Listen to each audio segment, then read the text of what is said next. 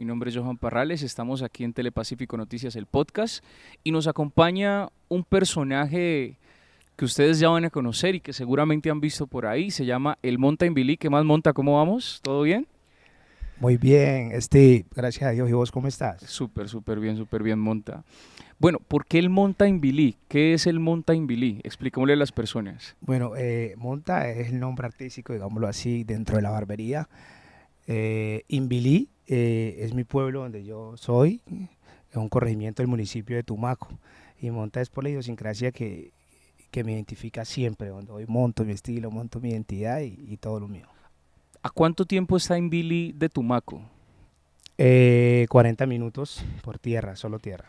¿Cómo es Inbilí? Describámosle a las personas cómo es Inbilí, qué pueden esperar, qué imagen tienes de Inbilí.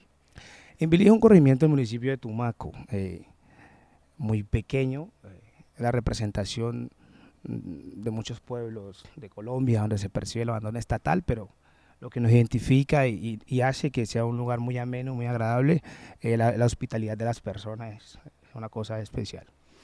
¿Por qué las personas, la comunidad te llama el barbero de los futbolistas? ¿De Bueno, dónde nace ese apodo? bueno, una historia larga. Cuando salí de Tumaco, inicialmente el sueño era ser futbolista. Por cosas del destino o la lesión, como se dice todo el tiempo, a la rodilla, no se dio, pero cuando salí del pueblo en ese tiempo ya tenía el conocimiento de la barbería y en la casa hogar y en los espacios donde estaba siempre lo ejercía. Y pues cuando decidí no jugar más fútbol me dediqué a la barbería y como consecuencia de eso me quedaron amigos del fútbol y ahí empecé a peluquearlos a los que hoy por hoy son futbolistas profesionales y fueron mis compañeros en su momento. ¿De quiénes estamos hablando? ¿Quiénes fueron tus compañeros? Pues Miguel Ángel Borja, Harold Preciado, André Felipe Roa, Nicolás Benedetti, Deiner Quiñones, entre otros. ¿Cómo conoces, digamos, cómo pasas, para ti fue muy difícil pasar digamos, desde el sueño del fútbol al sueño de la barbería? ¿Cómo fue ese proceso para ti? Claro, fue una situación muy compleja porque de niño, desde que tengo uso de razón, siempre soñé con ser futbolista y no me veía haciendo otra cosa en la vida. En el 2012, cuando decidí no jugar más fútbol, como te dije anteriormente, por las razones por las cuales di un paso al costado, dije qué será de mi vida, qué voy a hacer. Y pues amo mi pueblo y todo eso, pero para lo que soñaba o quería en el pueblo no era una buena opción. Entonces dije, pues arranco con lo que tengo. Y lo que tenía en mis manos era la herramienta, una máquina. Ahí empezó todo. ¿Dónde estabas cuando decides empezar en el tema de la barbería? Estaba en Cali, vivía en la casa hogar de América y de Fútbol Paz. Entonces empezó ese proceso pues durante 5 o 6 años viviendo el fútbol con representante, me cubrían mis gastos y todo. Entonces empezar desde cero en el gremio de la barbería y como todo proyecto para arrancar es muy difícil, es muy complejo, pero vamos bien en el proceso y Dios ha dado el crecimiento. ¿Cómo pasas de, digamos, de peluquear a tus compañeros ahí en la casa hogar, tal? ¿Cómo fue ese proceso cuando sales de la casa hogar? ¿Con qué te encontraste en la calle, mejor dicho? Hubo una persona muy especial que me ayudó muchísimo, Arles Vanegas, pasó a una iglesia cristiana y eh, teníamos una relación muy agradable con todos los empleados de la casa hogar y yo era el líder de la casa hogar, entonces dijo, no, Monta, tenés que quedarte en Cali porque Dios va a cumplir el propósito acá. Yo le dije, pero no tengo a nadie que me ayude. La iglesia te va a ayudar, te va a apoyar y ahí empezamos el proceso en el barrio Nápoles, eh, paulatinamente, difícil, pero pues gracias a Dios bien. ¿Cómo fue tu paso de Inbilí? Cuéntanos esa niñez del Monta en Inbilí. ¿Cómo fue esa niñez tuya en tu pueblo? La ¿Qué niñez, pasaba por tu cabeza? la niñez del Pacífico para mí es la mejor.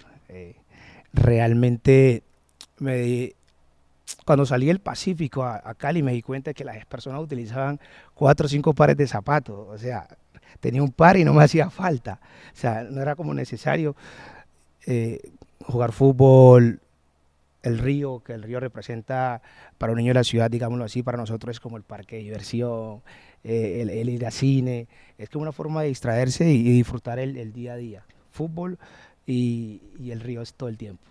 Estás en Inbilí, en el río, jugando fútbol.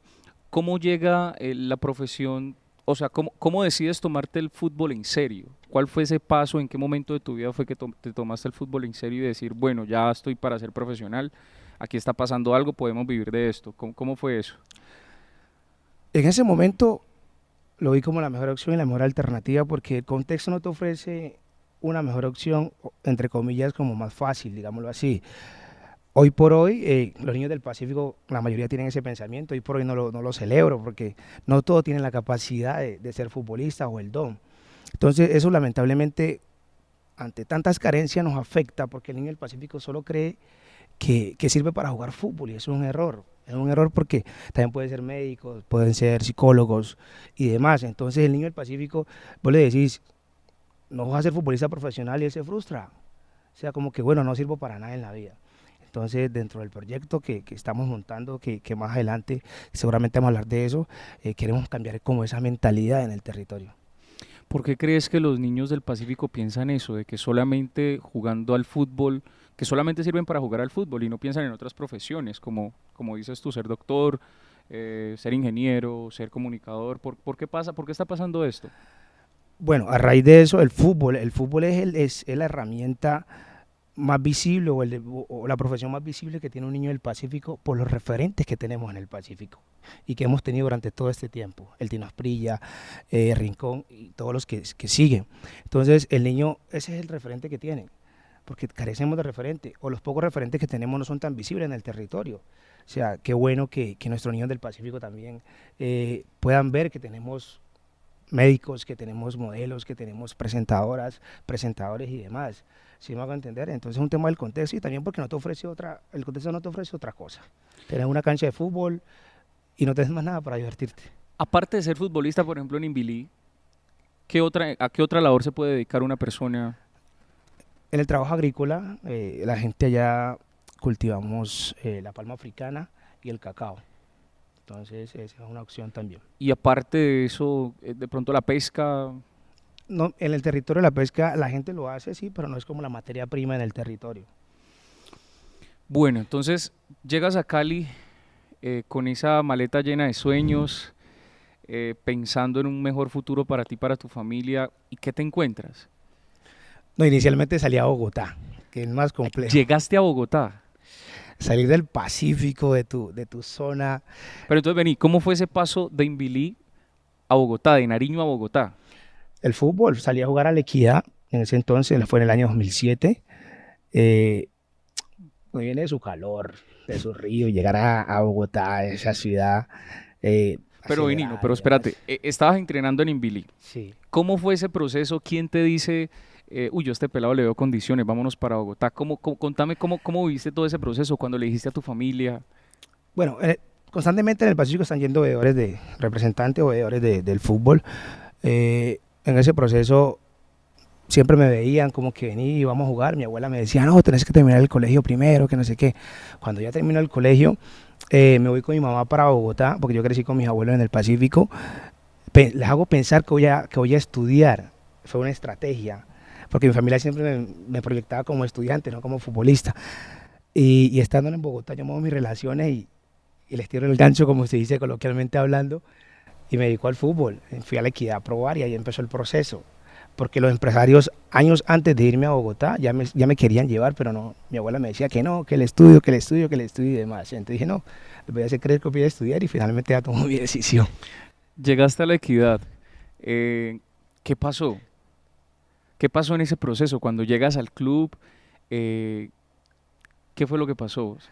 Hermano, pues llegó a La Equidad, salió del Pacífico, a la Universidad Nacional de La Equidad, entrenaba en ese entonces la Universidad Nacional y me cogió el ahogo. Entonces me cogió el ahogo, caí y me moría, manito. Entonces empezó ese proceso en La Equidad, duré 1 año, 2 años, las cosas no se dieron por decisiones y situaciones entre el club y yo como tal, ¿sí me entiendes? Entonces de ahí pasamos a Cali y empezamos el proceso acá en Cali, en los otros clubes que jugué acá también. ¿Cómo fue ese proceso para ti de pasar a la barbería? ¿Cómo empezaste en el mundo de la barbería? Ejercer o vivir de la barbería como tal, o verlo más bien como proyecto de vida. Cuando doy el paso al costado en el fútbol en el año 2012, entonces Dije, no tengo otra herramienta. Traje un día de la rusa y dije, no, eso no es lo mío. Tengo una herramienta, lo que tengo en las manos es la máquina, porque a veces las personas queremos o deseamos otras cosas que no tenemos. Y tienes que arrancar con lo que tienes en tus manos. Y lo que tenía en mis manos, lo más importante, era una máquina, era el talento que aprendí en el Pacífico a los 14 años. Entonces empiezo ese proceso con la barbería en el barrio Nápoles. Empiezo a publicar a mis amigos que conocía en ese entonces y en una barbería donde, hermano, duraba 3, 4 días sin hacerme un corte. Pero siempre teniendo la visión clara de que Dios iba a cambiar las cosas en cualquier momento, sin perder la esencia, la alegría, el carisma, porque uno para hacerla toca tener carisma. De la barbería de Nápoles, ¿cómo llegas a la fama? Duré en Nápoles 2 años, luego pasé a otra barbería por la 66 con autopista. Después pasé a Carrusel, fui docente en Carrusel de barbería durante 3 años en la Academia Carrusel, a través de las relaciones, pura rosca divina. Duré 2 años allí en Carrusel. Y una vez estaba jugando sintética en Camp Nou y me encontré un amigo de Equidad, de América, Julián Guevara. De hecho, Julián Guevara está jugando ahora en Jaguares. Me lo encontré allá y él fue compañero mío en América. Y nada, ¿qué estás haciendo, Monta? No, estoy en la barbería, trabajando por ahí, estoy dando clases en Carrusel. Y estaba el administrador de la fama en ese entonces. Estaba jugando fútbol con Guevara. La Fama es una barbería muy conocida en la ciudad, que es de Ñejo. De Ñejo. Sí, y él me recomendó y empecé en el año 2015 en La Fama, porque fue como la primera barbería que le dio ese concepto a la barbería con mesa de billar, urbano y una infraestructura bien bacana y bien agradable. ¿Qué tienen las barberías de especial para el ser humano, pero sobre todo para el hombre afro, para el hombre del Pacífico? ¿Qué tienen las barberías en especial? Bueno, la barbería, tenemos que saber lo que estamos informados con el tema de la historia. Fue el único negocio que heredamos los negros en Colombia. Por eso la gente siempre relaciona la barbería con los afros, porque es propio de nosotros inicialmente.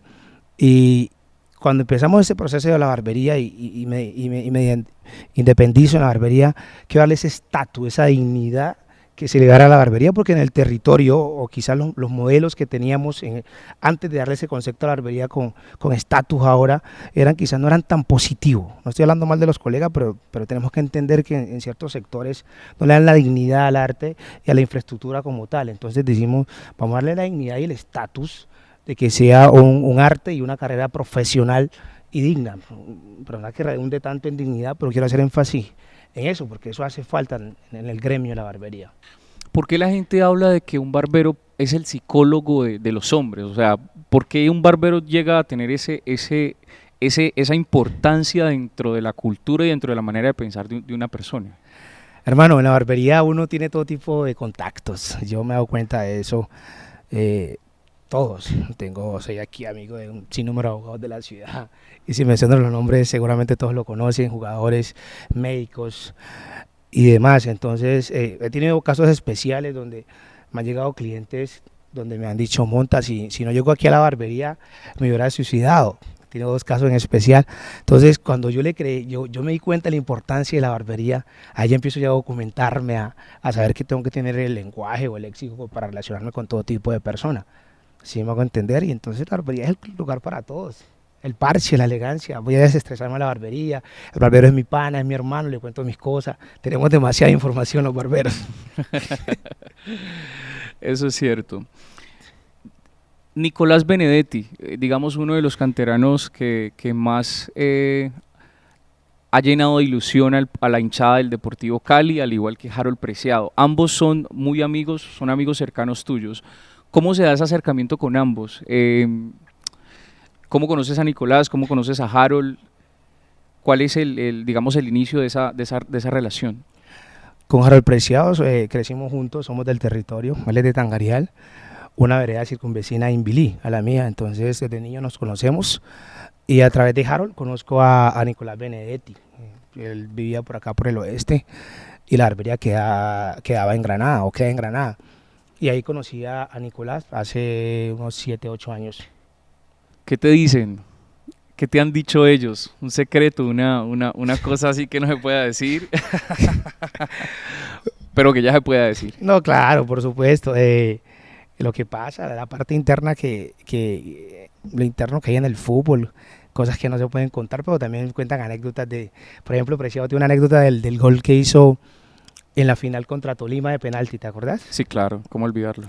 Preciado en el entrenamiento previo de la final, pateó el penalti 3 veces y lo botó.